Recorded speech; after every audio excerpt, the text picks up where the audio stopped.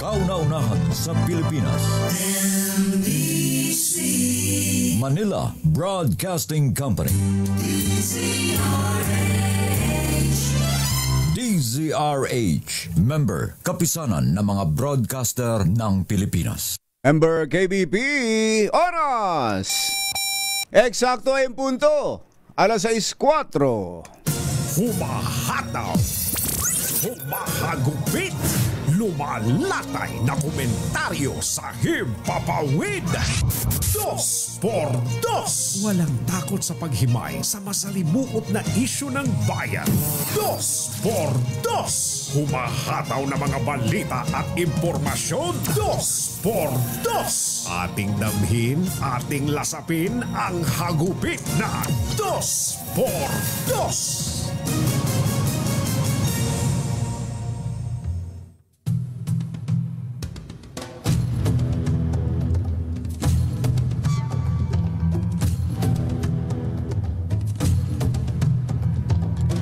Naghain ang motion for reconsideration ng Kamara sa Supreme Court na humihiling na baliktarin ang desisyon na nagbabasura sa impeachment case laban kay Vice President Sara Duterte.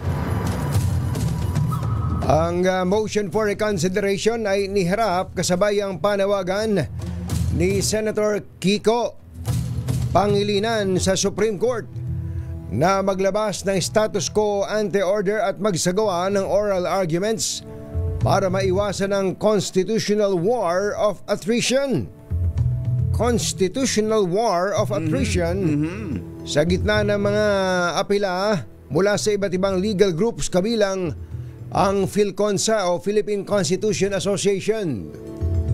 Nilinaw po ni House Speaker Martin Romualdez na ito'y hindi act of defiance o pagsuway, kundi pagtupad sa kanilang tungkulin para panatilihin ang institutional balance.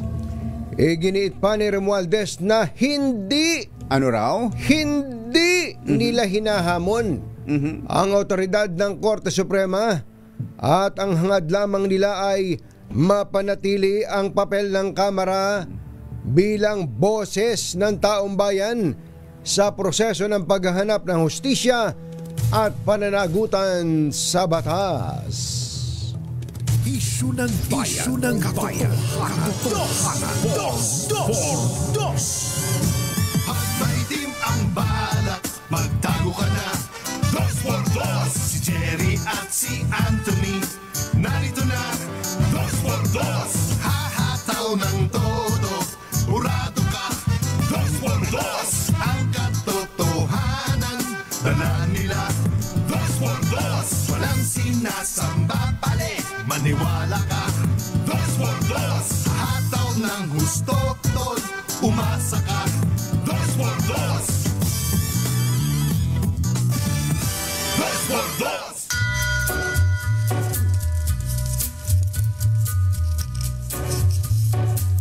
Hi. Maganda morning. Lamig. Magandang umaga, bayan! Ito po si Jerry Baha. Ito po naman si Anthony Taberna. Muli pong sumasa inyo ang 2 por 2 sa umagang ito ng Friday! Yahoo! Kumusta kayo mga textmates, mga text partners, mga kapamilya, kapuso, kapatid, kabarkada, mga kapitbahay? How are ya? Itong issue ng impeachment, mukhang mahaba-habang talakayan pa ito, kumbatsero, no? Oo. Lalo pat may iba-ibang legal opinion. Hindi lamang ang mga abogado, kundi tayong lahat. Oo. Totoo yun, Talaga naman. kumbatsero. Siguro ay nasanay lang tayo na kapag kami mga isyong ganito ay para tayong nagtatransform. Nagtatransform into lawyers. Pati nga yung tricycle driver dun sa may Ever may opinion dyan eh. Talaga. At ang sabi nila, hindi, mali ang Korte Suprema dyan. Ayan, paano mo naman nasabi? Sabi nung narinig ko eh. Talaga, maraming talakayan pa rito. Pero ano man ang mga ito, tulad ng inihaing motion for reconsideration. Na karapatan ng House of Representatives. At yun ang tamang proseso. Kaya lang, pag titingnan mo yung boto na, ilan yun? 13-0. 13-0. 13-0. 13-0. Mukhang mahirap ang laban, ano? Sabi nga nila dyan suntok sa buwan yan eh. Suntok sa buwan. Paano mo naman masusuntok yung buwan? Kumbaga, paano mo mababago ang naging hatol ng unanimous na hatol. Nung nagko-cover ako sa Supreme Court Combachero, mga late 90s, naalala ko, merong may ilang desisyon ng Korte Suprema na binabaligtad nito ang kanyang sarili. Pero kahit unanimous. Didiin ko nga ito Combachero, pero ang boto nun, dikit. Halimbawa, mga isa o dalawa. 8-7 nung una. Ayan, mga ganyan. Nung nag-file ng motion for reconsideration, yung natalo nung una, nagawa niyang bitbitin yung dalawa mula doon sa 8, kaya nababaliktad. Nangyayari yun. Pero kapag unanimous, hindi pa nangyari ito, Combachero. Wala akong maalalang ganun. At baka nga naman may mga abogado dyan na nakakaalala. Hindi, ito, may pwede silang i-cite na particular case. Pero sabi nung isang nag-aabu-abugaduhan, unanimous din na bumaliktad sila. Unanimous silang bumaliktad sa dating ruling, sa dating posisyon ng Supreme Court. Kumbaga, di ba ang alam ng marami sa atin nagsisimula ang tulad din ng paninindigan ng marami nagsasabi na nagsisimula ang pagbilang ng 1-year ban kapag ang isang complaint ay nai-refer na sa Justice Committee. O kaya yung pangalawang pamamaraan kung ito ay may suporta na ng ilan ba yun? One-third. At least one-third at sinampa na sa impeachment court na yan ay ang Senado. Pero ang ginawa ng Korte Suprema ngayon ito para lang dun sa mga hindi po nakabasa ng desisyon ng Korte Suprema. Kasi Biyernes to nilabas Biyernes na last week. Marami sa atin pag weekend nagpapahinga sa mga balita. Ang sabi po ng Korte Suprema, sa madaling sabi, yun daw pong unang tatlong na-file at inendorso ng mambabatas na yun naman ang requirement ng konstitusyon. At mayroong isang miyembro ng House na mag-endorso. Yun daw pong unang tatlo, nung hindi daw po ito inaksyonan ng House of Representatives. Yun na raw yung aksyon. Yun na raw po yung aksyon. Yun daw po yung initiated. Yun na raw yun. Initiate na daw po yun ng House, yung hindi nila pag-aksyon sa tatlo. Ayun, kaya ang sabi ng mga law students, Nanong malyari? Paano naging initiated yung hindi pag-aksyon ng House of Representatives at nung abutan daw ito ng adjournment, ayun na, naging official na yung initiation. Kasi ang nakalagay po sa Constitution, initiated. Dapat inaksyonan. Yung initiated, action yun Action yun So yung hindi mo pag-aksyon, yun daw po yung aksyon. Kaya talagang masalimuot. Kaya nga di ba pag pinag-uusapan natin ang dami ng mga abogado sa atin, isipin mo, ipagpalagay mo na rin na doblehin mo yung bilang ng mga legal opinion. Totoo yun. Pero meron mga nagsasabi, Combachero, meron din namang nagsasabi na, ano ba naman kayo? Noong nagdesisyon ng Korte Supremang pabor sa inyo, sabi niya ang galing ng Korte Suprema. Pero nung nagdesisyon na hindi sang-ayon sa gusto niyo, sasabihin niyo, mali ang Korte Suprema. Mali yan! Yan ay constitutional overreach. Ang susundin lang ba natin ang kikilalanin lang ba natin ay ang desisyon ng Korte Suprema na suwak sa ating gusto? Na gusto natin. Ayan. Talagang kaya nga sabi namin mahaba-habang talakayan pa yan. Lalo pat napupuntusan din dito ang mga maestrado ng Korte Suprema na bilang mga impeachable officials, parang sa kanilang naging hatol, doon sa kanilang, lalo na doon sa portion na binabanggit na kailangang dumaan sa due process, na i-inform mo kaagad ang iyong gustong ipa-impeach na officer with attachment. With attachment. Ibig sabihin may mga ebidensya na parang pinoprotektahan na ng mga Supreme Court justices ang kanilang mga sarili bilang mga impeachable officials. Sapagkat kapag ka nga naman merong naghain ng impeachment complaint laban sa sino mang maestrado, sasabihin, hindi, pakitaan mo muna kami ng parang ganun. Parang ganun ang dating. Bagay na hindi nangyari sa mga nakalipas na impeachment. Hindi ho ginawa pa yan. Doon sa punto ho ng pagbilang ng 1-year ban, di ba may panahon pa tayo na panahon ito ni dating Pangulong Gloria Macapagal Arroyo na nag-uunahan ang mga magpa-file ng impeachment laban kay GMA na mga kakampi niya para maprotektahan ito pong dating Pangulo. Sasabihin siguro ng mga paano naman nangyari yung kakampi magpa-file ng impeachment laban sa nakaupong Pangulo. Naalala ko tuloy si Attorney Oliver Lozano. Ganyang kahusay po ang mga Pilipino. Hindi pa, para paliwanag natin ng mabilis yun. Sariwain natin.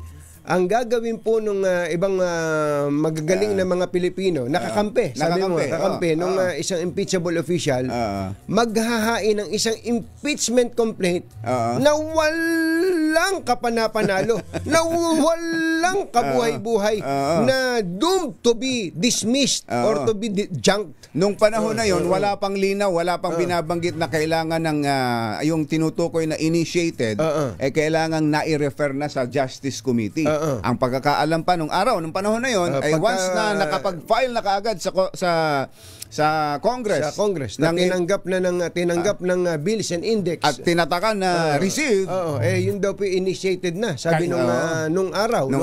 Kaya nag-uunahan sila. Sabi, Madam President, ako na magpa-file, ha. Alam na this. Kaya nag-uunahan nga, tama ka, ng mga tawag doon, mga hooks. Mga walang kakwenta-kwentang impeachment complaint para maprotektahan yung nakaupo. Para maprotektahan for another year. For another year. Yung sitting president o isang sitting impeachable official. Pero meron pong isang abogado na lumilingon sa tawag na Attorney Ernesto Francisco ang naghain ng petisyon sa Korte Suprema. Ang sabi po ni Attorney Francisco, if your honors please. Parang si Attorney Estelito Mendoza o kaya si Attorney Serapin Cuevas. If your honors please, can you clarify what the Constitution states that initiation, after initiation, there is a 1-year ban. Ayan, at doon na nga ipinanganak tong paliwanag ng Korte Suprema. Yung paliwanag na ang initiation, once it was referred to the Justice Committee. Ayan. Dito ho sa desisyon na ito ng Supreme Court ngayon, iba na. Ang sabi po ng Korte Suprema dito, yung hindi pag-aksyon sa 3 impeachment complaints na duly endorsed, yun ang aksyon ngayon. Magandang umaga po, Chief Justice Alexander Esmundo. Magandang umaga rin sa ponente ng decision, 97-page decision na ito ng Korte Suprema, si Justice Marvic Leonen. At sa 11 pang mga maestrado ng Korte Suprema na sumang-ayon sa ponensya na ito. Ayan. Baka tinatanong nyo, mainit ba ulo ng mga kongresista? Galit ba si Speaker Martin Romualdez? Pakinggan natin. Panoorin natin itong kanyang naging pahayag. Come in. Hindi kaya sila with full respect to the Constitution, in defense of institutional balance, and in the name of the Filipino people, the House of Representatives has filed a motion for reconsideration before the Supreme Court. This is not an act of defiance. It is an act of duty. We do not challenge the authority of the court. We seek only to preserve the rightful role of the House, the voice of the people, in the process of accountability. Let us be clear. The Constitution says the House of Representatives shall have the exclusive power to initiate all cases of impeachment. That power is not shared, not subject to pre-approval, and not conditional. Yun. Yun. So, yun po yung pahayag niya. Hindi lumalaban. Hindi lumalaban. Ang Hindi sabi nakikipagbabag. Hindi nakikipagbabag. Sa madaling salita, ito po yung summary nung sinabi ni House Speaker Martin Romualdez. Ang sabi sa pahayagang banner story ng pahayagang Philippine Daily Inquirer, let co-equal body do its duty. Ayun, yun lang ang kanilang hinihiling sa Korte Suprema. House ask SC. Ayun. Hayaan yung gawin namin yung trabaho namin bilang co-equal body ninyo. Bilang kapantay nyo lang. Kapantay nyo lang din. Yun. Ibaha at Anthony Taberna sa 2x2 sa DZ. Naalala ko tuloy, isa na lang kumbadjero, naalala ko tuloy, ang Korte Suprema naman sa kabilang banda, mabubusit ka din talaga nito sa ibang pagkakataon. Ano ang dahilan ba't ka mabubusit nito sa ibang pagkakataon? Meron po itong mga desisyon na sasabihin mo out of this world. Out of this world. Out of this world. Halimbawa po, naalala niyo po nung dinesisyonan ng Korte Suprema ang kaso ni dating Pangulong medyo nagugulo ako. Medyo nagugulo ako. Nawawala yung aking... Meron ho kasing may birthday dito yung kasama naming si Yuel Reyes Zobel ay birthday ngayon ni Yuel Reyes Zobel. Yuel Reyes, oo. Hayaan muna natin silang kumanta at... pero mamaya, ituloy mo yan mamaya. Nakalimutan ko sinasabi. Ituloy mo yan mamaya, pero para total nakalimutan ko sinasabi ko. Masaya silang mga nasa labas. Ito na lang isang masaya.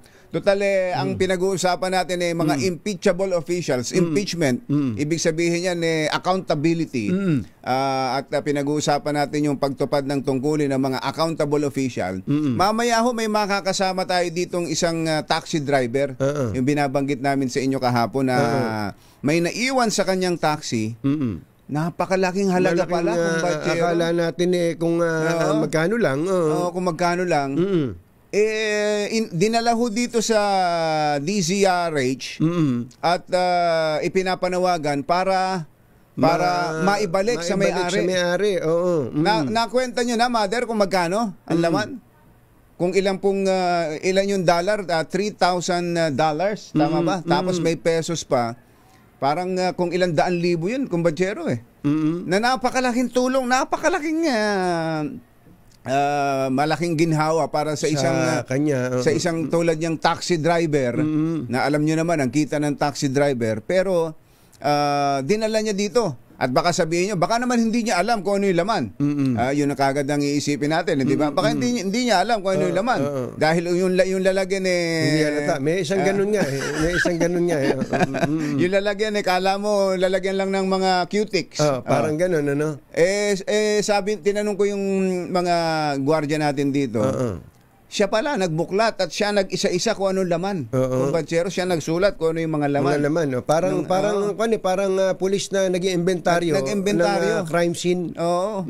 At dinala ho dito sa DZRH para maipanawagan. Mamaya, makakasama ho natin ang mamang ito. Pambihira tayong makakita ng ganito. Sana may mga ganitong nasa gobyerno natin. Diba? Na pagka hindi kanya, hindi kanya. Hindi pinag-iinteresan. Hindi niya kukunin. May mga tao kasi hindi naman talaga kanya.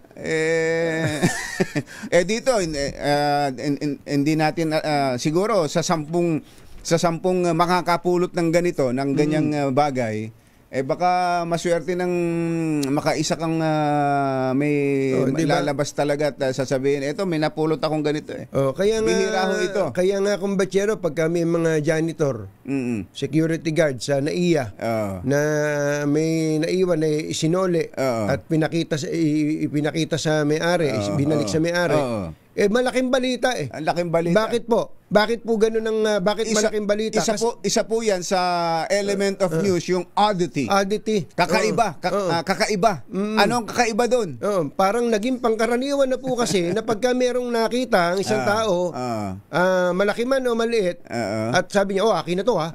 Nakita ko na to eh. Napulot ko na to eh. Akin na to eh. Ang tawag doon, keepers, finders. Finders, keepers. Di ba? Diba? Kaya po parang ganun yung naging pangkaraniwan. Pag nakakita tayo na nagsosoli, wow! Galing! Galing talaga. Dapat. Kakaiba. Kaya balita. At mamaya, makakausap po natin yung taxi driver na ito na kahapon pa lang, sinasabi nating sana dumami ang kanyang lahi. Sasabihin may sira ba ito? May diferensya ba itong taong ito?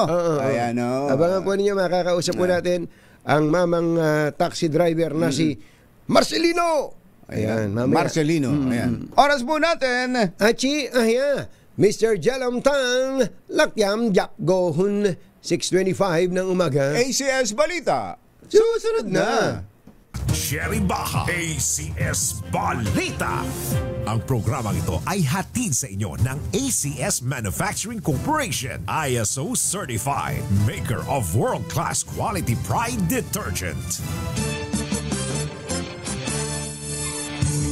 Sa ulo ng ating ACS Balita, mga manggagawa sa Calabarzon may aasahang taas sweldo. Pangulong Bongbong Marcos hindi sasantuhin ang korap na opisyal kahit pa kaalyado. Promise. DPWH Secretary Manny Bonoan itinanggi na may 6 na kongresista ang nakakuha ng 800 bilyong pisong flood control projects. 12 pulis na isinasangkot sa missing sabongeros sinuspindi ng NAPOLCOM. Sawa ng bulabog sa Villamor Air Base bago bumiyahe ang Pangulong Marcos. Sundalo, tinuklaw. Panibagong human remains gamit ng tao na recover sa Taal Lake sa Batangas. Magandang umaga, Luzon, Visayas at Mindanao. Good morning, Philippines. Hello, world. Kami po ang inyong mga tagapagbalita. Ito po si Jerry Baja. Ito po naman si Anthony Taberna. At ito ang ACS Balita. ACS Good News. May aasahan pong taas sweldo ang mga minimum wage earners sa Calabarzon sa susunod na buwan. Ayon kay Criselda Si Criselda. Tinan mo nga naman. Siya pala Executive Director na ng National Wages and Productivity Commission. Tinan mo nga naman. Dati estudyante lang ito eh. Oo nga. Executive Director na pala ngayon. Nire-review na daw po ng Regional Tripartite Wages and Productivity Board ang minimum wage rate sa rehiyon. Sinabi ni Si na posibleng maglabas ng bagong wage order ang wage board sa Calabarzon sa September matapos magsagawa ng public consultation sa araw na ito. Ang Regional Wage Boards ay may mandato na magsagawa ng review at maglabas ng bagong wage order 6 na pong araw bago ang unang anibersaryo ng umiral na wage order. Walang sasantuhin si Pangulong Bongbong Marcos maging ang kanyang mga kaalyado at kapartido sa sandaling mapatunayang sangkot sila sa katiwalian sa mga flood control projects na dahilan ng matinding pagbaha sa bansa sa mga nakalipas na linggo. Ito ang matapang na pahayag ng Pangulo sa kanyang podcast sa harap ng ginagawang investigasyon sa palpak na flood control projects na pinagkakitaan daw lamang ng mga tiwaling opisyal ng pamahalaan. Ayon sa Pangulo, dapat lamang managot at kasuhan ang mga nagpahirap sa taong bayan, lalo na mga naapektuhan ng matinding pagbaha. So for us to fix the problem, we have to know what happened and where did it go wrong at sinong dapat managot meron dapat naman managot. Dahil sa dinadaanan na hirap na dinadanas ng ating mga kababayan, they have to be told who is responsible and somebody has to answer for their suffering. Paano ho kung kaalyado ninyo? Sorry na lang. Hindi na kita kaalyado kung ganyan ang ginagawa mo. Ayaw na kitang kaalyado. Si Pangulong Bongbong Marcos.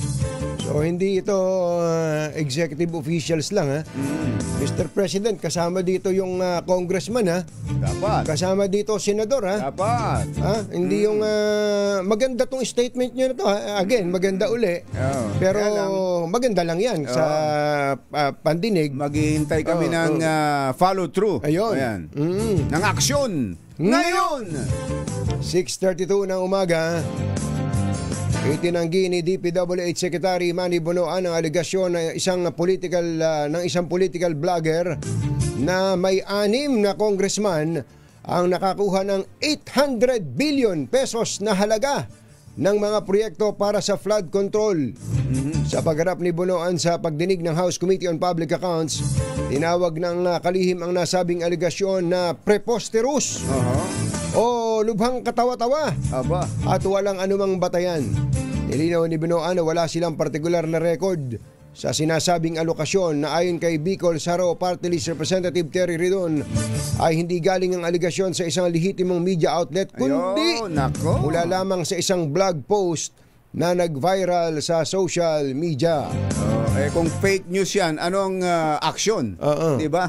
Dapat merong pinapapanagot sa mga ganyang paglalabas ng mga walang basihang aligasyon. Kung totoong wala talagang ganyan. At siguro, para mas maliwanag naman ang sagot ng DPWH, kung hindi 6, ilang congressman ang nakakuha ng flood control projects? Kasi parang bitin yung istorya na yun eh. Andyan yung 800 billion pesos, ang sabi ni Secretary Manny Bonoan, nako katawa-tawa yan. Preposterous yan. Kasi parang ang dating sa akin nun, hindi namang kaya ng 6 lang yan. Ang tanong, ilan? At sino-sino? Sino-sino? Ayun, Secretary Manny. At kung totoo nga meron niyang 800 billion na yan. Mukhang given na kumbatsero yung meron talagang flood control projects na ganun kalaki. Mas malaki pa nga eh. Mas malaki pa nga eh. Pero ang tanong, sino-sino ba? Kaya dapat matukoy ng, ang sabi kasi ni Secretary Bonoan, ang problema, pagdating sa BICAM, doon na lang kami nakikita ng budget nung tapos na yung BICAM eh. Yun na nga. Naisingit na eh. At yun nga, at hindi alam kung sino mga nagsisingit. Ayun ang problema. Kaya nga ang panawagan natin, maging hindi lang gawing transparent, hindi lang gawing live via satellite yung BICAM hearing, kundi magkaroon na talaga ng record. May minutes of the meeting. Minutes of the meeting. Kasi i-live mo nga yan kung magbubulungan lang yung mga yan. Hindi mo rin narinig. Naka-live nga pero nagbubulungan lang. Dead tayo nun. Patay tayo nun. Alas 6:35 ang ating oras, pinatawan ng NAPOLCOM ng 90 days preventive suspension ang 12 pulis na sangkot sa missing sa Bongeros para masiguro ang kaligtasan ng mga witnesses at integridad ng investigasyon. Kaugnay ito sa inihaing motion ng whistleblower na si Julie Patidongan alias Totoy laban sa naturang mga pulis na nakitaan naman ng NAPOLCOM ng probable cause.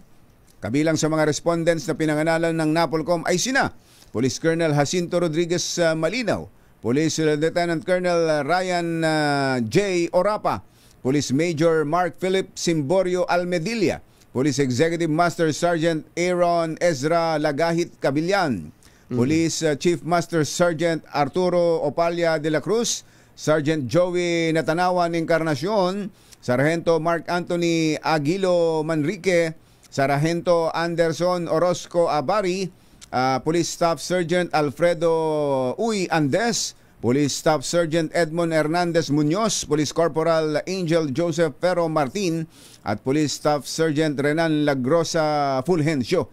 Naharap ang mga naturang individual sa kasong grave misconduct and conduct unbecoming, habang si Malinaw ay may dagdag na kasong grave neglect of duty. Alas 6:36 na umaga, susunod! Tito Boy! Naku, meron daw isang sawa na nagpakita dun sa Sa lounge mismo, kumbatsero. Maharlika Tingnan mo Lounge naman. ng Villamor Air Base. Baka naman Baka alaga. nagkatawang sa walang yan. Oo. Baka naman ito yung yung traidor. Ahas ka. Aas ka. Sobrang pagiging traidor, naging ahas na Naging nga. ahas na. At nandito na. Pakita nga natin. Nandito na. Pakita nga natin. Yung mamang taxi driver, mga taga RH TV. Pambihira po itong ganito. Ayan, kaway na kayo Ayan, kaway dito. nga kayo. Kaway kayo dito. Ayan. Kaya, Iyo. parang Miss Universe lang. Kuya, ngayon yung camera nyo. Ito yung camera nyo. Ayan. Kaway na konti. Kumuway kayo ng konti. Ayan, thumbs up. Ayan. Thumbs up. Ang pangalan po niya ay Marcelino Liarinas. Ayan. Isa pong taxi driver. At isa po siyang bayani para sa atin. Talaga, Isa pong kahanga-hanga sapagkat hindi po siya naghahangad ng hindi naman kanya. Naiwanan po ng isang pasahero ang kartamoneda na may lamang limpak na salapi. Daan-daan libo. Oo, daan-daan libo. Pero hindi niya po pinaghangaran yon at katunayan, dinala po niya dito sa DCRH at kami na lang daw po ni Kumbatsero ang maghati. Hindi, joke lang. Mamaya po, kakausapin po natin si Kuyang Marcelino Gallier Liarinas ng Marilao, Bulacan. Isang matapat na taxi driver na dapat na gayahin ng mga congressman. Ayun. Dapat gayahin ng mga senador. Ayun. Dapat gayahin ng mga opisyal ng pamahalaan natin. Isang matapat at hindi ganid na nilalang. Galit na galit eh. Yan at iba pa sa pagbabalik ng ACS Balita. 6:38 ng umaga. This time check is saan mang sulok ng kapuluan. ACS Balita! ACS Balita! Ang programang ito ay hatid sa inyo ng ACS Manufacturing Corporation, ISO Certified, maker ng world-class quality Pride detergent. Hi! Maganda morning! Ano bang araw today, Kumbatsero? Today is Laundry Day, Pride Day. Yuhu! At pag Laundry Day, Friday, all you need is Pride washing machine detergent. May triple stain away formula, katanggalang makapit, madikit, malupit na dumitmantya, kaya easy ang labada. Kaya pala mula noon hanggang ngayon, all you need is Pride. All you need is Pride. ACS. Kasama ang 2x2 Tandem Anthony Taberna at Jerry Baha. ACS Balita.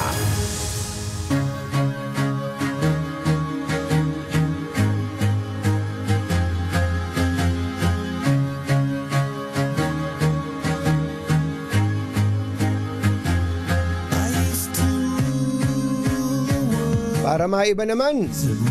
Para pampa-inspire naman. Kabaliktaran naman. Oo, kabaliktaran ng mga Hindi nakaka-inspire. Oo, hindi na.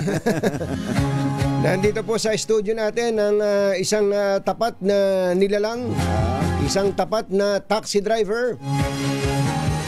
Ang pangalan po niya ay Marcelino Gallier Liarinas. Driver ng Faraon Taxi, Kuyang Marcelino, magandang umaga po sa inyo. Magandang umaga. Lapit po kayo dito sa mic. Magandang umaga rin po. Parang announcer po si Marcelino. Matagal na ho ba kayong taxi driver? Opo. Oo. May ilang taon na? Matagal na po. Nag-start ako ng taxi 1997 po eh. 97. Yes po. Matagal na nga, 28 Actually, anos. ang asawa ko nga, pasahero ko yun. Matindi rin naman kayo. Nagkakilala kayo. Oh, suki ko po. Suki nyo. Tingnan mo nga noon. Basta driver. Sweet lover. Iyo. So, kung 1997, 28 years, ito rin bang taxi na to? Yung Faraon Ay, iba Taxi? po. Sa RNE Taxi po ako talaga. RNE kayo na. yung dati. Tapos, nakailang kumpanya na ho kayo? Bali, pangalawa lang ito. Ganun. Kasi nga, Nawala na yata wala ni RNE, no? wala na po. Wala na. Meron naman kung pakunti-kunti na lang. Pakonti-konti. Yun ang dating pinakamarami, di ba? Oo. RNE Tapos, 2010, nag-radio room ako sa RE. Kasi may communication department po kami sa RNE. Oo. Nung after naging radio pandemya, operator ka. after pandemya, wala na 3 hanggang 4 na araw lang ang pasok. May college ako, nag-resign ako doon. So Nagbalik ako ng nagradyo pala talaga kayo. nagradyo. Pero Kaya pala, ang ganda ng boses niyo. Thank you po. Pagka tinawagan niyo ba yung taxi driver, halimbawa may pasahero, paano niyo kinokontak yun? Sample. Eagle 100 kami, Eagle 100. Ganun po. Tapos sasagot yung... Sasagot po siya. Location mo, 20 mo. 20. Approaching MOA. Okay, may pasahero dito, kunin mo na ito. Andiyan sa may shore. Ganun po. Sasabihin mo, wag mo kukontratahin, ha? Wag mong pinipitik yung metro, ha? Parang gano'n. Anyway, tapos kailan po kayo nag-umpisa dito sa Faraon Taxi? July po. Itong July lang na to. Last year. So nakakaisang taon na pala kayo. Opo. Happy anniversary po. Thank you po. Malaking kumpanya ba tong Faraon? Single owner lang naman yan. Opo. Pero napakabait ng may-ari. Opo. Ilan na unit ng Faraon? Sa tingin ko, pagtatakbo lahat nasa 40. Nasa 40. Marami rin. Kasi bagsak talaga ang ngayon ng taxi. Wala na masyadong bagsak talaga ang taxi. Pero ito pong taxi nyo, ito ba parang Grab taxi, ganun? Yung mga driver po, connected sila sa Grab. Opo. Nag-a-apply na kasi apps lang naman yung Grab. Opo. So pwede kayong makontak. Katulad sa akin po, Grab taxi rin ako. Nakakuha ako sa Grab. Okay, siguro Mapasok din puntahan na ang natin tong ito po yung mahiwagang Tampipi. Ayan, Ito po, ang may-ari po nito ay tumutugon sa pangalang Beatrice Jimenez Uguet. Isang US national. Kailan po ba siya sumakay sa inyo? Anong isang araw po, di ko nagkakamali, mga 5:30, mga ganon. Ng hapon.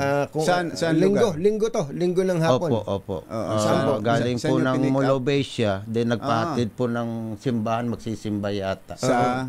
Dito sa may Sa simbahan Baclaran. ng Baclaran. Opo. Sa Baclaran. Redemptorist. Oo. Siya lang po mag-isa. At 3 po sila, isang lalaki at saka 2 babae po. Tapos po, Hindi nung pagbaba nila dahil traffic doon, edi arangkada na ako. May pumara po eh. Opo. Pagsakay po nung pasahero, siyempre titingnan ko yung pasahero pagsakay. Inakita ko po yan doon sa may likod. Ito po yung pouch. Ito, baka, sabi ko, baka titingnan niyo yung pouch. Tapos, nung nakita niyo itong pouch, nakita ko na yan. Tinabi ko dito sa hinatid ko sa Molobesia yung pasahero. Pagdating ng Molobesia, hinalungkat ko. Daming pera. Sabi ko, anong naramdaman nyo nung nakakita kayo ng dollar? Tapos, kawawa naman yung may-ari nito. Babalikan ko sana sa Baclaran, napaka-traffic po doon. So, ginawa ko, from Molobesia, demiritso na po ako dito. Opo. So nung makita nyo na ang unang reaction mo, ano pala yaw mo nga pala? Piso po. Piso. Tingnan mo. Ito, tapos dollar to. Mang piso. Ang unang naramdaman mo kagad awa doon sa may-ari. Opo. Kasi matanda na baka kailangan ng pampagamot. Hindi yung, uy, swerte! Swerte. Napakaswerte ko naman, natapat ako sa simbahan kasi. Kaya kitain ko pa rin po yun. Hindi nyo naisip na, naku, college yung anak ko kailangan ko to. Siguro ito na yung sagot sa panalangin ko. Hindi nyo ba naisip yan? Ay hindi po, unang-una po tinawagan ko yung asawa ko. Sabi kasi nasa Qatar po yung asawa ko Sabi ko, Koy, may naiwan na pera sa akin. Sa uli mo yan, wag sa pulis, sa na lang kung saan mo pwedeng iiwan. Sabi, wag sa pulis. Wag sa pulis, bakit naman? Yun ang kabilin-bilin na sa'yo, wag sa pulis. Wag sa pulis. Bakit? Prank ka lang naman yung asawa. Tapos sa station ng pulis. Pero ang sabi niya, isoli mo. Isoli mo. Mag-asawa pareho. Ano pangalan ng asawa niya? Yuli po. Batiin niyo yung asawa. Koy. Koy. Ay, Koy. Miss you, Koy. Ayan. Andito si Piso, Koy. So, itong nung makita mo yan, kasi yung iba sasabihin, baka hindi naman niya alam kung ano yung laman. Nung makita mo, binuksan mo kagad.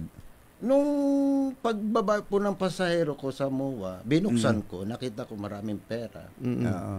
Tapos sinawagan ko kagad yung asawa ko. Sabi ko, Koy, may naiwan na pera dito. Mm-mm. Wallet. Dalhin mo sa kung saan pwedeng safe talaga. Sa safe, Basta oo. wag lang sa pulis. Binilang mo ba kagad kung ano yung... Hindi po, dito ko na po binilang. Sa harap nung... Kasi nakita ko lang daming pera eh. Oo. O, ba't dito naman po. DCRH mo dinala, Mang Piso? Pinakamalapit po. Pinakamalapit. Pinakamalapit. Kasi ba't para mo- Molobe siya. Ba't alam mo ang DCRH? Dating operation tulong din kami Ayun! dati. Ay naman, Kaya pala naman. Ah. Wala na ba yun ngayon? Tamo na si may binauhan na impluwensya. Si Manibal siguro yung Manibal. si opo. Manibal. Si Manibal. Pero sana yung pagiging mabait lang ni Manibal ang nagaya mo. Oo.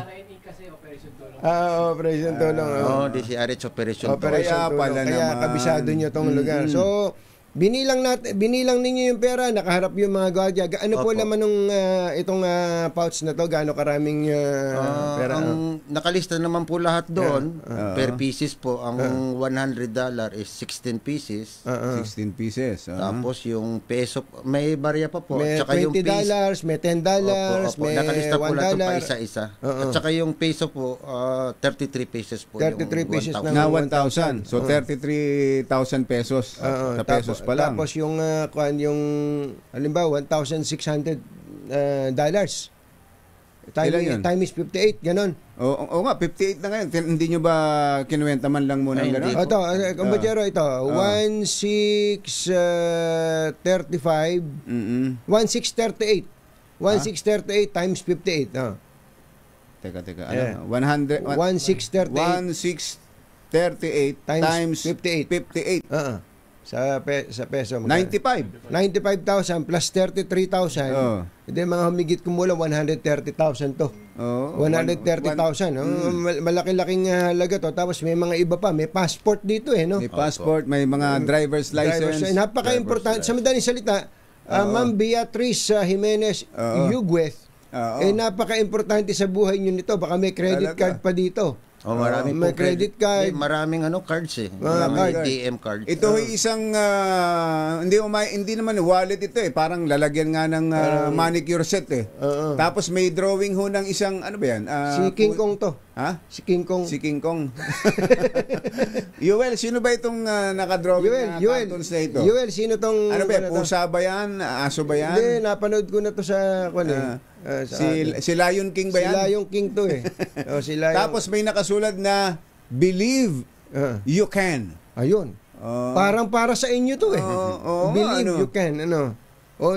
Sige po, manawagan kayo kay Ma'am Beatrice Jimenez Uguet. Sige po, Kuya Piso. Magandang umaga po. Ma'am Beatrice, nandito na po yung bilong niyo na naiwan sa taxi ko. Nung isang araw ko pa po yan, dapat nakuha nyo na kahapon. Or, sana makuha nyo. Sana makuha ni... at saka gusto lang...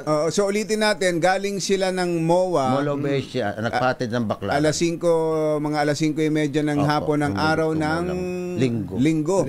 Tapos nagpahatid sa Baclaran para magsimba. Tapos pagdating doon, nung bumaba, may pumara sa iyo, sumakay naman, pabalik ng MOA naman. Opo. Ayun. Naku, Kuya Piso. Opo. Ilan po yung anak ninyo? Dalawa. Ano pong edad na? Yung panganay ko po 2005 na ipinanganak. Opo, so 20 anyos. Opo. Tapos Tapos yung bunso ko po 2008 pinanganak. 2008, di 17 kasi edad ng babae lalaki. Parehong lalaki po. Parehong lalaki, nag-aaral pareho. Opo. Nag-aaral pa. Anong kurso? Yung panganay ko po, computer engineering sa Lasal po. Tapos senior high school yung... Senior high school. Yung grade bunso niya. 11 po yung high school. Sa Lasal din? Hindi po, doon sa amin. No? Sa inyo. Ilang taon na po ba kayo, Kuya Piso? 53 po. Hindi halata, Hindi halata. Mukhang 52 ka pa lang. Sa Marilao kayo? Opo. Paano kung... Bulacan. bahain yung Marilao yung sa lugar ko naman hindi naman inaabot. Sa parteng SM lang. Doon sa may SM. Pag pauwi namin, umiikot pa yung tricycle kasi hindi makadaan yung tricycle papasok namin. Teka muna, ito ba ang first time na kayo po ay nakakuha ng naiwan sa... Maraming beses na po. At lahat po sinoli nyo? Oo naman ho. Natutuwa. Nung umaga nga po yung cellphone napulot ko dun sa kalsada. Nasagasaan. At sabi po, tinago ko dun sa taxi ko. Maya-maya, tumawag na yung may-ari. Nagkita na ulit kami sa MOA. Tingnan mo na. Nakakatuwa naman kaya. Tapos, nag-aabot naman sa inyo doon sa mga binigyan ako ng 500 nung Sa iPhone. Hindi ko alam iPhone po yun. anong iPhone. mga iPhone 17 po yun. Sige, hindi ko po alam. Pero ito ba ang pinakamalaking halaga na Opo, nakita first mo? time ko po. Na ganito kalaki halaga? First time ko po. Natutuwa may po dollar, kami. eh. Alam nyo, kaya kahapon sinabi namin na papuntahin kayo dito sapagkat kami ni Combatyero ay masayang-masaya. Na Salamat naman, ha. endangered species po yung mga katulad ninyo eh. Bihira na, Oo, bihira na katulad bihira nyo. po kayo. Sana dumami po yung mga katulad po ninyo, hindi lang taxi driver. Sabi ko nga kanina, sana gayahin kayo ng mga namumuno sa bayan natin. At I'm sure very proud po sa inyo ang inyong pamilya, no? Lahat po, mga kaibigan ko. Opo. lahat. Hindi pa kayo nakikita ni Beatrice, malamang pag nakita kayo ay meron po kami ni Kumbatsero dito na pandagdag lang sa pamasahe niyo. Ay, salamat. Pang-boundary na po. Pang-boundary niyo ngayon. Ito, may 5,000 kayo Hindi ko dito po sa... tatanggihan ito. Opo, pang-gasto na yan. Papasada ba kayo ngayon? Bilangin niyo muna, baka Bilangin mali. nyo, Isa, dalawa, tatlo, apat. 5,000. 5,000 po yan. Para sa... At ito pa, may mga nagte-text sa amin, hinihingi ang GCash number ninyo. Gustong magpadala sa inyo. Gusto niyo ba yung GCash number ko na lang ang ibigay ko? Pwede raw ba na maibigay ninyo ang Pwede po. po. ninyo Pwede ho. at papadalan kayo? Kasi Marami natuwa. nakaka-inspire Marami po natuwa. yung inyong ginawa, Kuya Piso. Opo. Ano po, Ano ba okay lang GCash bang... number? Kaya lang baka hindi magkasya yung pagka maraming nagpadala sa inyo. Okay naman. Sige po, bigay niyo yung GCash number niyo. Iyan ang Dito na po, sasabihin ko po. Sige. 0916 2180 38 0916 2180 2180 38 888. Opo. Maswerte. Parang congressman. Oo, ang ganda ng number ninyo. Opo, infinity. Infinite. Sana po magtuloy-tuloy ang kabutihan ninyo. Sana yung mga anak nyo rin, ganun din. At iba pang mga taxi driver ng Faraon, ang hari ng Ehipto. Maraming salamat po at congratulations po sa inyo. Mabuhay po kayo. God bless po. Pwede bang salita na lang ako sa experience lang nangyayari sa taxi? Sige po, pwede naman po. Pwede po. Sa totoo lang po, talagang sirang-sira na po talaga ang taxi ngayon. Kasi sa tingin, parang iniiwasan na ng tao. Kontratista, manluloko. Hindi po kami ganon. Hindi lahat ganon. Hindi po kami Mas marami pa rin ang matino. Lalo na po sa airport, hindi pa nakabababa yung pasahero, tinataboy naman ng mga gwardiya na parang asong galisin na napakabaho. Huwag naman sana ganon. Lang sana kami, galang na lang, respeto na lang. Kasi naghahanap buhay kami ng maayos eh. Naghahanap buhay kami ng maayos. Opo. Madalas po kayong ganong matrato ng ganon? Pwede ho kami maghatid sa airport. Kahit sa Grab taxi, pwede yung maghatid. Pero sana naman, pwede rin sana kaming mag-pick up. Kasi gusto na sumakay ng pasahero. Ay, sa baba kayo sasakay, sabi ng mga gwardiya doon. Sana bigyan na lang kay paintulot na pwedeng magsakay sana. Sa airport. Opo, Terminal 1, Terminal 2, Terminal 3, talagang hindi meron po kasi silang bagong mga hindi talaga kami nagsasakay, nakapagsakay. Hindi, pag naghatid kayo sa departure. So, may gusto nang sumakay sa inyo doon? Ayaw nilang pasakayin dahil meron daw silang taxi sarili doon sa baba. Nasa arrival kasi ang pila. Opo. Mukhang inaayos po naman nila. Naintindihan ko po yung inyong damdamin. Ng taxi ngayon. Pero ito po ay kumpuyan kaya siguro may ganung reputasyon ang taxi dahil sa kagagawan din ng ibang mga taxi driver. Nangungontrata, pasahero nangungontrata ngayon Baliktad na ho Paano Kasi ginagawa? alam na po nila yung babayaran nila, nila sa Grab. Uy, 480. Kuya, magkano yung singil mo sa ganito? Bahala na kayo, may metro naman tayo. Hindi, 480 sa Grab 400 na lang sa'yo. O sige, may ganun pasahero na ako nangungontrata ngayon. Baliktad na. Yung namimili ng pasahero, madalas kayong mga taxi driver, ako madalas naman, mapagbintangan bilang isang ganyan. taxi, sa gabi talaga, pinipili ko talaga. Hindi ko mo pumara sa iyo nakabarong, ang ganda ng suot, tapos nakabilot, may dalang dyaryo, nakabilot naman, hindi yun pwedeng isakay. So, Kasi psychological nag-aalala ka. measures lang po talaga. Nag-aalala ka sa security mo. Pero yung lugar na paghahatiran, yung iba kasi namimili, matraffic doon eh. Ay, hindi po totoo yun. Kasi ngayon, pag tumakbo yung metro, pag na-traffic at gumagana pa po yung 2 pesos per Kita pa rin, ano? Kaya Piso, salamat po. Ay, salamat din po. Maraming salamat po sa inyo. Mag-iingat kayo sa pagmamaneho niyo. Salamat ha. Apo. Okay po. Okay. Ayan. Si Mr. Marcelino Gallier Llarinas, a.k.a. Piso. Pero nagbigay po sa atin ng inspirasyon sa umagang ito. Thank you! ACS Good News. Naghatid sa kabuuan ng ating ACS Balita. Ito po si Anthony Taberna. Ito po si Jerry Baha. Kasama ang 2x2 tandem Anthony Taberna at Jerry Baha. ACS Balita. Balitang makatotohanan. Balitang maaasahan. ACS Balita. Ang programang ito ay hatid sa iyo ng ACS Manufacturing Corporation, ISO certified, maker ng world-class quality Pride detergent. Naglipan. Dalawang to. Kaya kung maitim ang balak, Magtago ka na! Anthony Taberna, Jerry Baha. 2 por 2. 2 por 2. Ito yung binabanggit natin kanina, kumbatsero, bago pala umalis ang Pangulo. May isang sawa na nagpakyut, nag-agaw eksena dyan sa Maharlika Lounge ng Villamor Air Base sa Pasay. Gaano ba kalaki yung sawa na yun? Medyo malaki din Tsaka ang alam ko, ang sawa, hindi na nunuklaw. Palagay ko hindi nga natuklaw yung kan, baka naisipan, akala niya baka nililingkis yan. Ayan, nasa sako. Ayan. Hindi, pero bago sana yung ilagay. Ayun, ay malaki nga pala. Malaki. Kung sawa talaga, hindi ano yan, hindi nanunuklaw yan. Yung unang Air Force personnel ang nadali yung naka-uniform ito, PSG to PSG na to. Sanay sa sawa sa Malacanang yan Dahil ang tawag sa Malacanang ay Snake Pit.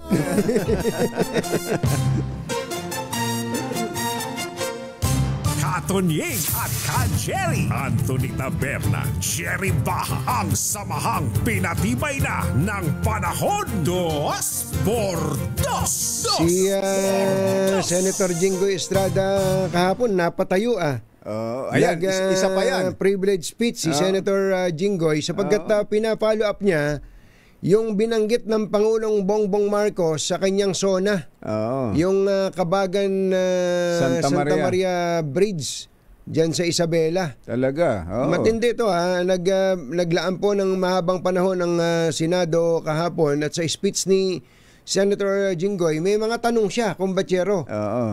Una, ito pong 1.2 billion Kabagan Santa Maria Bridge, bakit daw nung ni-retrofit, ang nagbayad pa rin, gobyerno. Ayun na nga. Dapat daw ito, back job Sabi ni Senator Jinggoy, dapat back job to Totoo yun, di ba? Ang dapat na sumagot nito, kung may diferensya man yung construction nung una, yung mismong kontraktor. Talaga. Kailan na sinimulan yan? 2014. Natapos ng 2025 na. Hindi, yung unang tapos, mga 2019. Tapos sinabi, nakita nila may problema. At noon pa pala, nung ginagawa pa lang yan, meron mga nagsasabi na may problema may to. Problema yan. May problema sa design pa lang. Yung palang design na yun ay kauna-unahan. First ever design. Kahit dito, kahit sa ibang bansa, walang ganung klase ng yung structural design, hindi pa nagamit yun. So, ibig sabihin, bakit ka tataya sa ganung hindi pa nasubukang design? Ang ganda pa naman sana ng tulay na yan, kumbatsero. Ang ganda sana na itsura. Pinapaliwanag ni Senator Amy Marcos na ang tulay na to, ang magdurugtong sa Region 2, meaning sa Cagayan Valley region at sa Cordillera na parehong pinagkukunan ng mga agricultural products ng Pilipinas, especially ng Luzon. Sabi po ni Senator Jinggoy sa kanyang privilege speech, hindi lamang ang design consultant, ang contractor at lalo na yung truck driver na pumunta doon. Yung dumaan na tinuturong dahilan ba't bumagsak, ang dapat na overloaded managot daw. dito. Sabi niya, malaki ang pananagutan ng ilang mga opisyal ng DPWH na tila daw hindi na nababanggit dito sa mga report ng kagawaran. Ano po? Ang pinukay po ni Senator Estrada, naku, pinangalanan pala niya tong mga sabi niya dapat na matanong din dito. Itong sina dating Regional Director Nery Bueno, kasalukuyang ASEC po yan, at ang mga kasalukuyang Undersecretary, ang Undersecretary for Luzon, Eugenio Pipo. Nabanggit pala kayo Yusek Pipo. Ito daw po ang nangasiwa sa construction nung Assistant Secretary pa lamang. Itong bagong talagang Undersecretary for Visayas and Mindanao, Yusek Ador Canlas, dating ASEC for Regional Operations ng Region 1, 2, and 13. At Undersecretary for Planning, Service, and Public-Private Partnership, Maria Catalina Cabral. Ayun. At sabi po ni Senator Jinggoy, this incident is more than a structural failure. It is a failure of governance. It exposes weaknesses in our systems, weaknesses that will persist if we refuse to confront them with transparency and resolve. Kaya iimbestigahan na ito ng Blue Ribbon na ang tagapamuno ay si Senator Dante Marcoleta. Ayan, Dante Marcoleta. Yari kayo dyan ngayon, kay Senator Marcoleta. Totoo naman, yung napagkalaki-laking tulay na yan, alam niyo kung magkano halaga? 1.2 billion pesos. Tapos hindi pa nadadaanan, wala pang nakakadaan. Kung may problema tong tulay na to paayos na nga natin. Pinonduhan ulit ng panibagong 400 million. Hindi pa nadadaanan yun. Hindi pa nadadaanan. Hindi gaya ng sinabi mo, kumbansero, hindi back job ng contractor, kundi pinonduhan ulit ng gobyerno. Parang doon medyo masakit sa dibdib yun. Bakit ang pinagastos doon ay ang gobyerno na naman. Matik naman po yan unless kumbatsero tinanggap na di ba mayroong acceptance. Halimbawa may contractor ka kahit naman sa private may contractor tapos chinek nung kliyente okay na to, pasado yan saka babayaran ng buo. Babayaran ng buo, may retention pa nga 10% di ba kumbatsero. Pero ito parang lumilitaw na tinanggap na nila. Bakit ang tanong doon, bakit tinanggap kung may diferensya pa yung ando na nga, kaya nga may problema. Kaya doon siguro sila mate-technical ng contractor. Tinanggap yun Kaya hindi na back job yan. Tinanggap yun. Baka ganun ang sinasabi ng contractor. Tama yung sinabi ni Senator Jinggoy na failure of governance.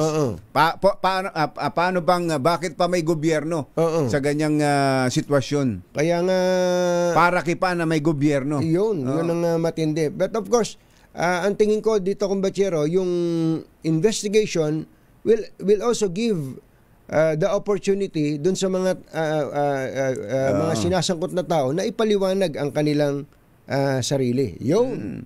Ganun sana.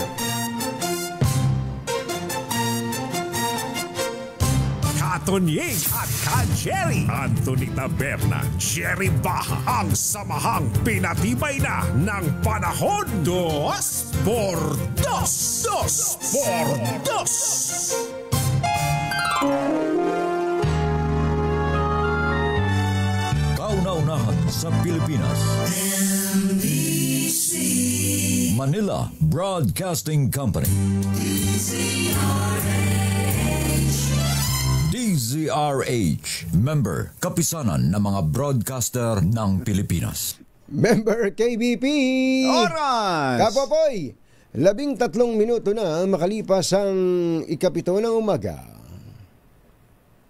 Balitang bagong-bago. Balitang dapat alam mo. Balitang magdadagdag ng talino. Dahil bagong impormasyon, makibalita. Unang-una sa DZRH.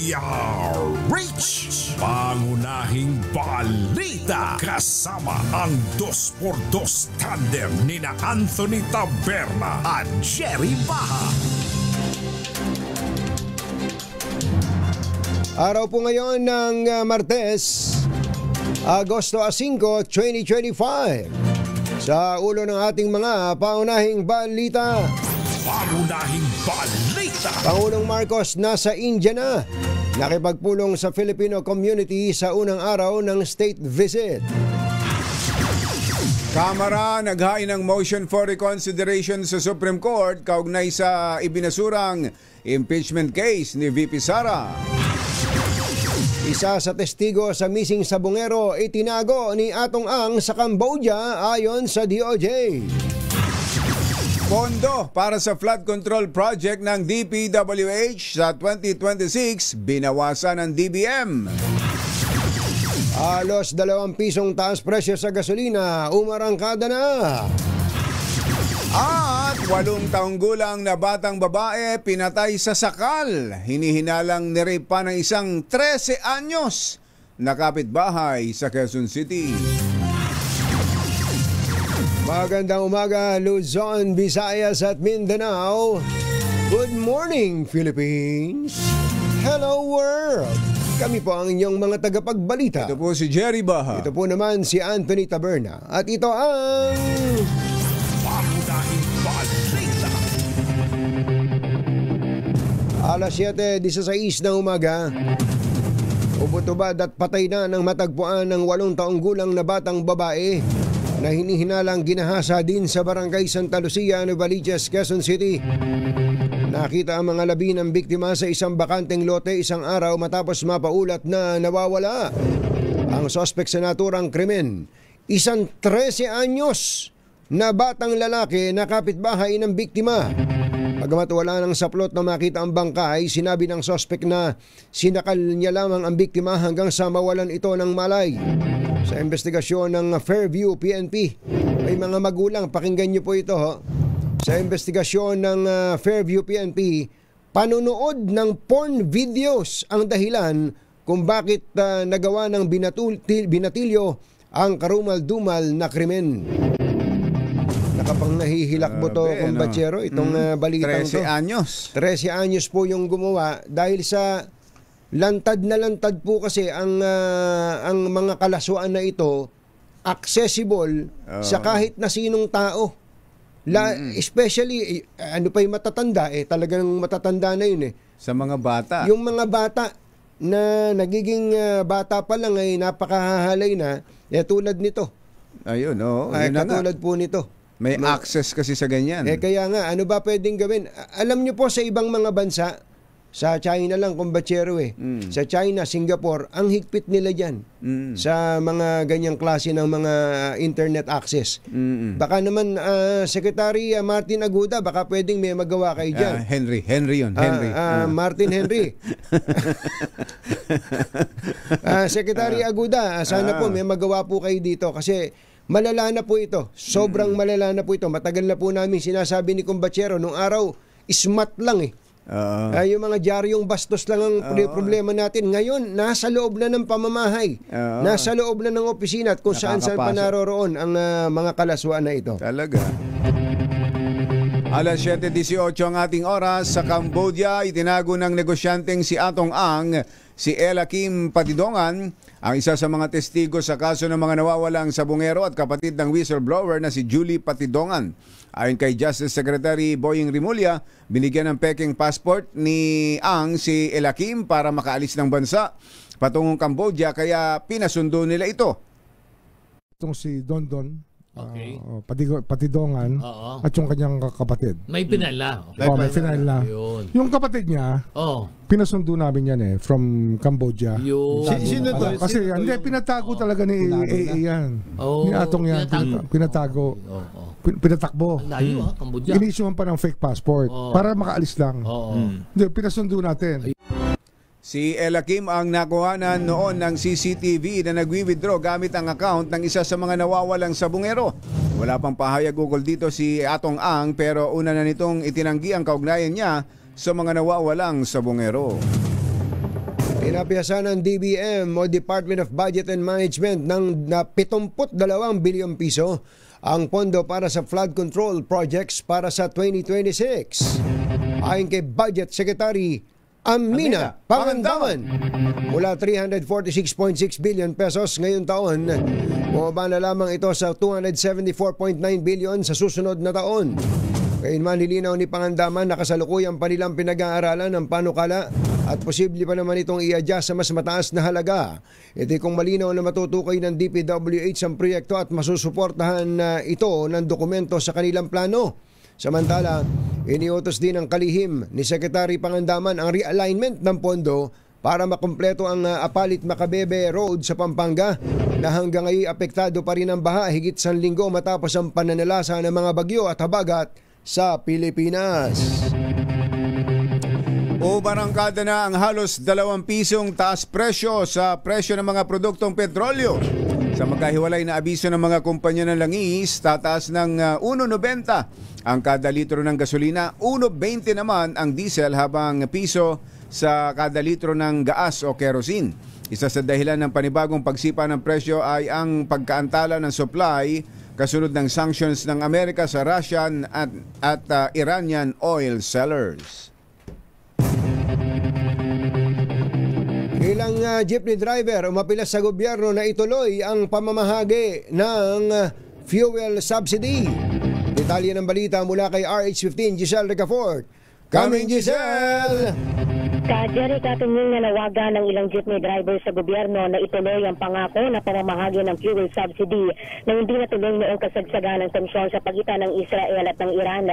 Ayon sa mga tsuper, mismo ang Transportation Department naman ang nagsabi na may pondo naman para rito ang pamahalaan. Kahit daw kasi humupa na yung nabanggit na tensyon sa gitnang silangan, halos linggo-linggo naman na nagtataas ng presyo ang mga kumpanya ng langis sa lokal. Nakita ng mga jeepney driver naglalaro sa 800 hanggang 900 piso ang gastos nila sa krudo kada araw at 5 piso o 500 piso na lamang ang kanilang take home. Mula sa dating 5 hanggang 6 na biyahe, 3 na lamang daw ang biyahe nila sa arawan dahil sa tumal ng mga sumasakay na marahil epekto na rin umano ng mga nagsusulputang ride-hailing app. Pakinggan natin sila. Budget naman yung sa transport, may budget naman yung DSWD. Dapat ituloy nila yung para sa amin, ibigay nila. Kami nga, nahihirapan mong bumiyahe ngayon kay na ng biyahe, tapos wala pang kinikita. Siya, sobrang kami 500. Tapos yun, taas kasi ng kurudo ngayon. Ito si Giselle Ricafort para sa DZRH sa Pilipinas, una sa Pilipino. Maraming salamat sa iyo, Giselle Ricafort. Susunod! Tito Boy! Ang House of Representatives umihirit sa Supreme Court. Ituloy ang impeachment laban kay VP Sara. At sino itong singer-actor na minamanipula raw ang karir ng sikat na misis? Gustong ka-package deal siya sa mga project nito. Sino yan? Yan at iba pa sa pagbabalik ng 722. Nangunguna at mga bagong balita sa DZRH. Pangunahing balita. Meron pala tayong good news saka bad news, kumbachero. Aha. Ito ay good news sa Bureau of Customs dahil mukhang tataas ang kanilang koleksyon. Aha. Kuya Aaron Nokum, magandang morning. Tataas ang koleksyon ng Bureau of Customs dahil iminumungkahi po ng Department of Agriculture na itaas na uli ang taripa sa imported na bigas. Oo. Itaas ang taripa sa imported na bigas. Tapos may rekomendasyon pa na itigil muna. Ayun ang bad news na sinasabi ko. Posibleng tumaas ang kita dahil tataas yung taripa. Pero kaya lang, ang bad news, pansamantalang ipatitigil ang rice importation. Bad news yun sa mga importer. Pero good news yun. Good news sa mga magsasaka natin. Ayan, oo. Ang tanong doon, ano ba ang magiging epekto nito sa presyo ng bigas sa pamilihan? Ang ending kasi niyan lagi ano ba epekto sa ating mga consumers? Pangunahing balita. Sinabi po ni Presidential Communications Office Secretary Dave Gomez, ito daw po ay para maprotektahan ang mga Pilipinong magsasaka. Giit ni Secretary Gomez, tatalakayin ito ng Pangulong Marcos sa sideline ng kanyang state visit sa India dahil kasama din niya ron ang maraming miyembro ng gabinete. Ang naturang panukala daw po ay inilutang ni Secretary Kiko Tiu Laurel kasunod ng ulat na posibleng maabot ng Pilipinas ang all-time high rice production ngayong taon. Konting yabang. Kausapin natin si Agriculture Assistant Secretary at Spokesperson Arnel de Mesa. Asek de Mesa, magandang morning. Si Katunying po at saka si Ka Jerry. Magandang morning ka Jerry, Katunying. Magandang umaga po sa lahat ng taga-subaybay. Mga ilang percent po ba yung taripa na gustong ipataw ng DA sa imported na bigas? Matandaan natin, Jerry, binaba from 35 to 15 as per Executive Order 62. At nagkaroon nga ng recent review. At ang rekomendasyon ng DA ay itaas dalawang fold yan. Una from 15 to 25% and then eventually ibalik sa 35. Balik sa 35. 35%. Apo, ayun, dalawang bagsak pala ang gusto para hindi naman tsaka ibabalik lang doon sa dati. Babalik sa dati. Para hindi masyak sobra yung market natin kasi mahirap naman doon talagang 20% yung magiging jump niya. So 15 to 25 and then later 25 to 35. Sa ngayon po ba gaano kalaki ang volume ng inaangkat na bigas ng ating bansa? Sa ngayon, masyado nang madami yung pumasok, more than 2 million metric tons na as of June. Sa taon lang na to, yun, Asek, mula January to June? Yes, at saka yung merong buwan na more than 500,000 metric tons. Normally kasi, between 300 to 350,000 metric tons yung pumapasok. Okay yun, yung level na yun. Pero pag lumampas doon, talagang sobrang dami. At yung buwan nga na Mayo, nakapag-register tayo ng more than 500,000 metric tons. Isang buwan lang yun. Matindi pala yun. Ano yun? Unprecedented yun, Asek? Talagang sobrang dami nun. Sobrang dami. Nun. At saka, siyempre, July, August, dahil nga, napakamura Katunying, Jerry, ng presyo ng imported na bigas. Record harvest din yung ibang bansa Hindi lang tayo. Nag-register tayo ng record harvest na 9.08 million metric tons. Ang India, ang Vietnam. Pag mga ganong maraming harvest, definitely bababa lalo yung presyo ng bigas international market. Kaya talagang posible. Siyempre, maghahanap din niya ng market. At dahil mura, mag-iimbak yung mga importer. Yun ang lalong kinatatakutan natin. Pag masyadong marami, kasi under rice tarification law, wala namang limitasyon. Basta magbabayad ng buwis. Kasi inalis yung quantitative restriction. Papasok ng papasok, gano'ng kadami yan. Basta magbabayad ng buwis, mababa rin ng buwis, 15% lang. Kaya talagang yun ang dadagsain talaga tayo. Urgently. Magkaroon ng pagtigil muna. Magkano bang world price ng bigas ngayon? Tingnan natin yung magandang klase ng bigas, yung DT8 na lang. Ito yung commonly import galing Vietnam. Pero may marami pang mas mura dito. Dati natin nasa 700 or more than pa. $700 per metric ton. Ngayon ay nasa a little over $400. Pagpasok niya dito nasa a little over 30 pesos per kilo. Ano na yan, magandang klase, premium, 5% broken. Ang ganda. Dati, pumapasok yan na mga 55-60 pesos. Kaya talagang, Hindi, kung ganun po, Secretary, actually, ASEC, naging secretary na kayo sa amin. ASEC, kung ganun po, bumaha ng bigas, ibig sabihin na imported na bigas, pumasok dito sa Pilipinas, sabi nyo, 2 million metric tons at 1,500,000 metric tons sa isang buwan na napakataas. Tapos maganda po ang ani natin. Bakit ang presyo ng bigas sa palengke nasa 45, 48, mahigit 50 pesos pa din? Hindi ba masyado nang inaapi naman ng ating mga consumers doon at sobra-sobra ang kita ng ating mga traders? Isa rin yan, Katunying, makita natin talaga na kaya nagkaroon tayo ng MSRP isa sa maging action ng ating Pangulo ni Secretary Kiko na tingnan din talaga kasi isa yan sa mga pang-abuso din sa presyuhan ng mga imported na bigas na talagang ang laki ng profit margin. Kung hindi nagkaroon ng ganang aksyon, talagang mababa na pero ang presyo sa palengke mataas pa rin. Pero ngayon, nakita natin malaki na rin naman yung binaba. At meron din mga nakikita tayo 30, 35, 38 sa palengke. Pero marami pa rin na more than 40 pesos. Pero ang ano kasi rito, alam na mga traders kung gaano karami yung pumapasok ng bigas, alam nila lahat yan. Kaya pag minsan, talagang binabara talaga yung ating mga magsasaka kasi alam naman nila na maraming imported na pumapasok. Ayun na nga. Meron silang reason. Yan ang ginagamit nila na reason. Hindi actually 20 pesos na bigas eh. Ang reason bakit nagkakaroon ng farm gate price kundi mababa. Mura ang international. Imported at napakadami. Yes.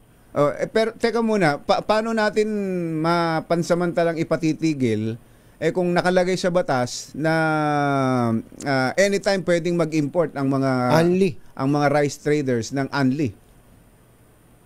Meron din isa pang batas, Jerry, Tunying, itong Republic Act 12078. Inamendahan ito yung Agricultural Tariffication Act at saka yung ilang portion ng Rice Tarification Law. Under Section 3, nung nasabing batas, basahin ko lang, when there is an excessive supply, I quote, when there is an excessive supply of imported or locally produced rice, resulting in an extraordinary decrease in local rice prices, the President may suspend or prohibit further importation for a limited period or a specified volume. So, present na po yun. Present na po yung mga factors na iyon for the President to suspend importation. Yes. Ano ito? Batas ito. Napirmahan ito noong December 2024, last year. Ito ang isa ng batas. Pero yung mga condition existing na para i-implement talaga itong suspension. Yes, kita naman natin, una, ang daming imported na bigas. Mataas din yung ating local production. At pangatlo, ito ay nagre-resulta na sa extraordinary decrease in local prices ng ating palaing farm sa atin. So, all the ingredients are present. Opo. So, ASEC, kung sususpindihin po yan, kailan po ang umpisa ng suspension? Per your recommendation po sa DA, Kung titingnan natin, Katunying, ito man, taga Nebesiha ka, taga yung harvest, pwede na mag-start yung mga early planters natin mid-August. Nagpipik yan September, October. So, ang suggestion talaga during the harvest season. Kasi alam naman natin, pag harvest ngayon, saka ang wet season, main cropping talaga natin. So, dyan karamihan ng harvest natin. So, dapat September, tigil na importation o August? Ngayon na? Depende yan sa mapapag-usapan talaga. Pero ang recommendation natin ng DA is during itong harvest season. Yung harvest season. Kung yung magandang klase ng bigas na imported, sabi nyo 30 pesos lang, magkano dapat ang presyo ng ganung klaseng premium rice sa palengke na may kita pa rin po ang mga import kung hindi sila mapagsamantala? Kung 35 ang, assuming na lang natin, 35 ang landed, ano yan, depende. Hindi ko katunying, pero dapat hindi yan papalo, of course, na more than 50 pesos. Kasi kung 35 na yung yung landed na. Kasi ang totoo po nun, palagay ko, pwede nga talagang mag-impose ang gobyerno ng ceiling dyan. Kasi binigyan nyo sila ng napakagandang pribilehyo. 15% ba naman lamang ang tariff, ASEC? Yes, tama yan, Katunying. Hindi na translate do sa lower prices sa merkado. Teka, puntahan ko, ASEC, yung rice self-sufficiency. Nasaan na tayo ron?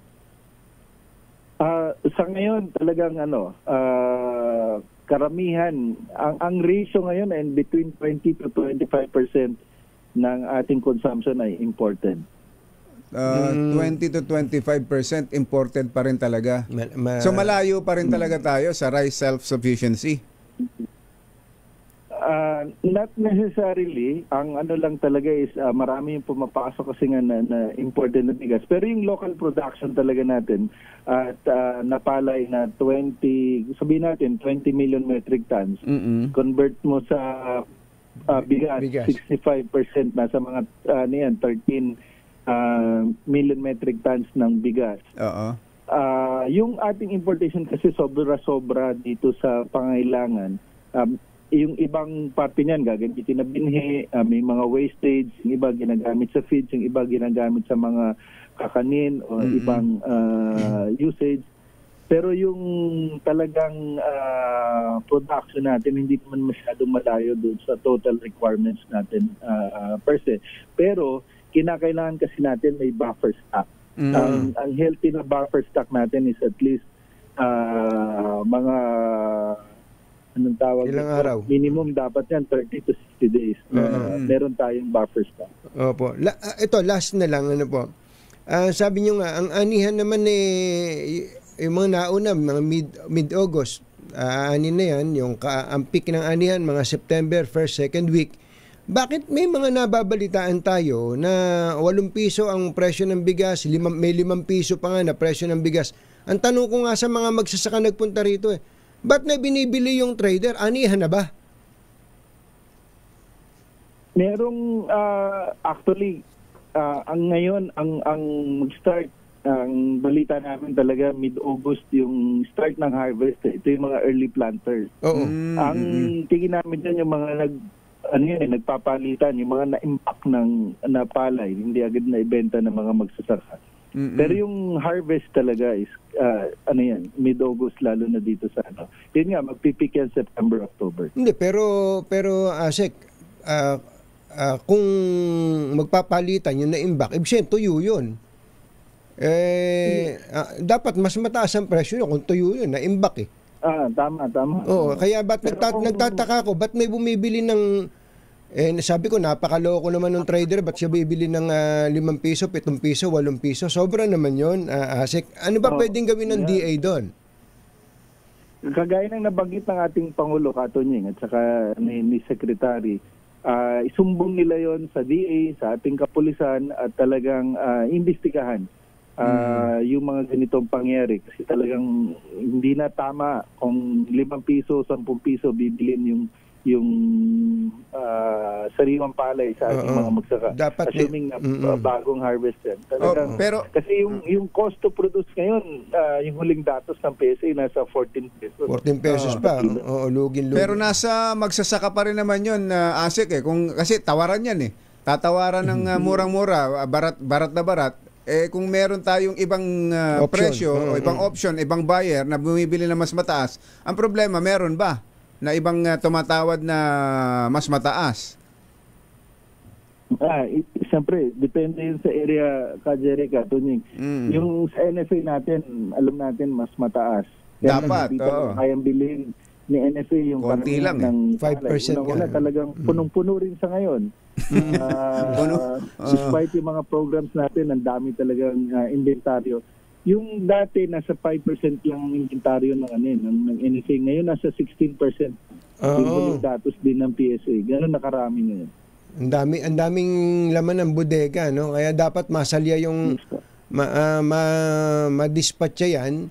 Kami nga ni Kumbachero dito, sabi namin po, Asik, baka pwede ang unang bumili ng bigas ng NFA ay ang mga taga-gobyerno, mga government employees. Baka pwede, at least yun, captive market po yun.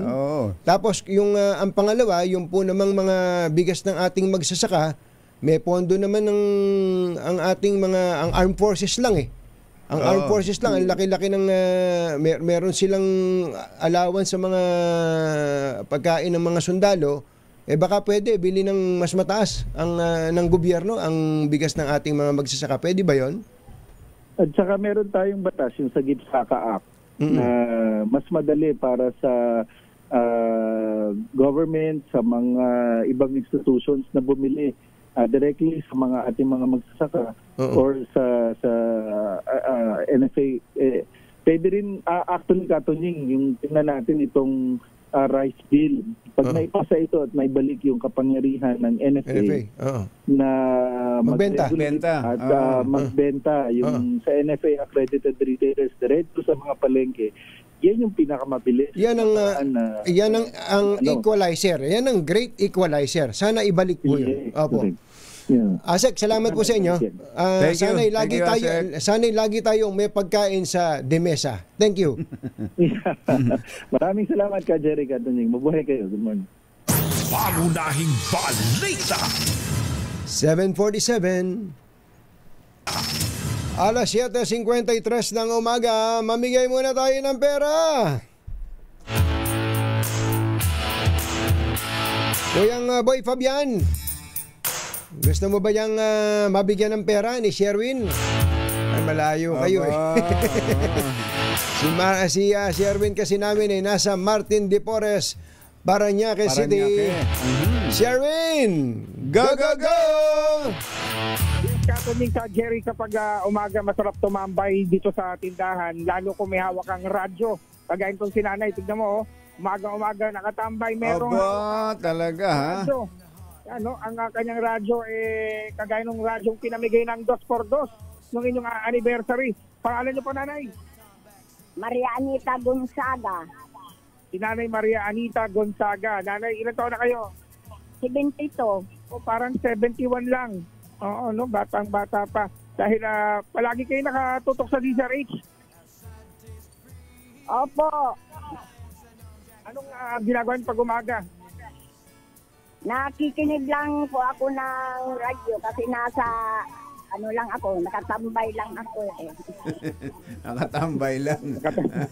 Pag nakatambay ka, dapat nakikinig ka ng radyo para magkaroon ka ng pera.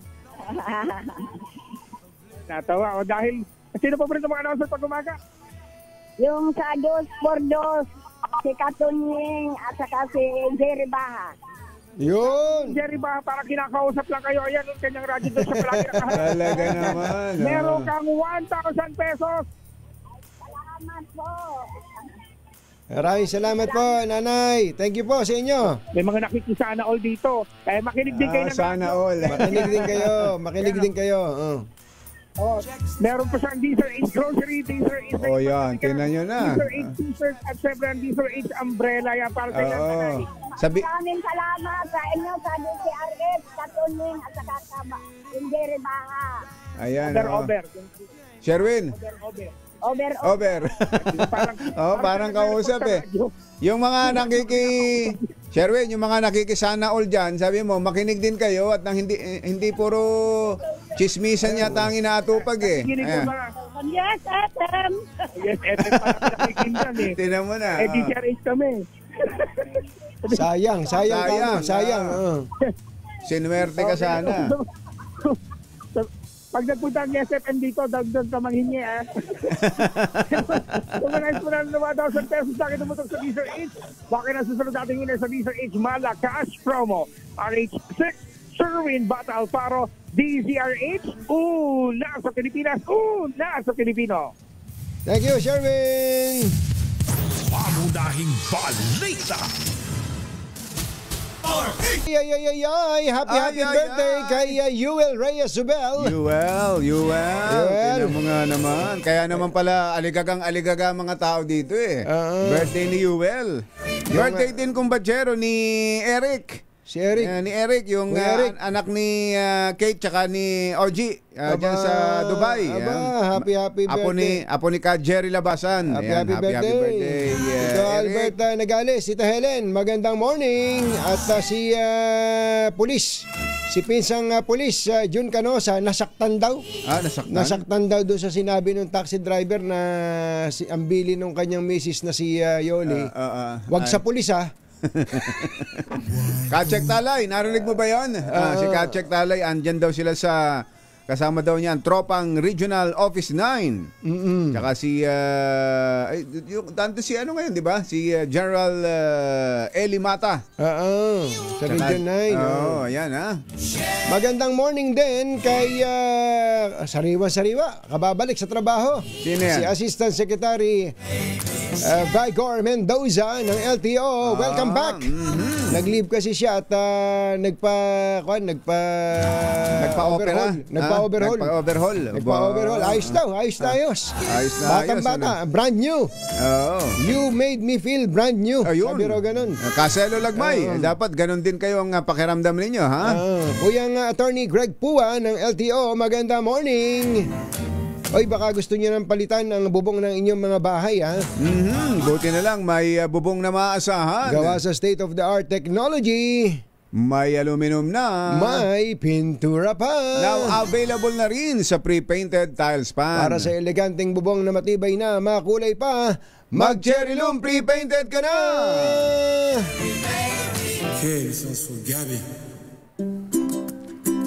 Ay, Doktora Janet Pineda, maganda morning. Maganda morning. Gaano kaya kahaba itong usapan tungkol sa flood control? Mahaba at malalim. Kababalik pa lang po ng Kongreso natin. Kaya nagpapaligsahan ang House at Senate sa pag-iimbestiga kung sino ilulublob sa floods na namunini sa flood control projects. Kaya lang uulitin natin ang tanong. Kaya bang sikmurain kung may delikadesa ng mga investigador? Ano? Na imbestigahan ang ibang tao pero ang kanilang sarili ay hindi. At ang tanong sila ba ang pinaka-credible na magsagawa ng investigasyon sa flood control projects? Mabuti siguro ang mga senador at mga kongresista? Mabuti siguro tantanan nyo na yan. Ibigay nyo sa ibang may credibility ang pag-iimbestiga at baka pwede. Baka pwede kung nakikinig sa atin ng mga investigador. Huwag kayong masyadong tumutok lamang sa flood control projects. Baka nakakalimutan nyo yung matinding rocknet slope protection. Baka nakakalimutan nyo yung nakakalimutan na talaga traffic safety devices, yung mga cat's eye, yung mga ilaw-ilaw sa kalsada. Baka nakakalimutan nyo na rin yung mga solar street lights. Baka nalilimutan nyo na rin yung solar powered water supply projects. Naku po, namumunini. Diyan ang namumunini. Napakaraming namumunini dyan. Wag pong puro baha. Baka po tayo ay hindi na makaahon sa baha. Abangan ho natin ang magiging aksyon ngayon sa mga sinabi ng Pangulo. Mr. President, ano sabi ng Pangulo? Kahit daw kaalyado niya ay hindi na niya magiging kaalyado kapag nasangkot sa mga ganyang katiwalian. Mr. President, Pexman, promise? Ito po si Anthony Taberna. Ito po si Jerry Baha. Hanggang sa susunod na hambalos at hagupit ng 2x2 Damdaming Bayan. Susunod na. Bye! Happy weekend! Damdaming Bayan. Susunod na.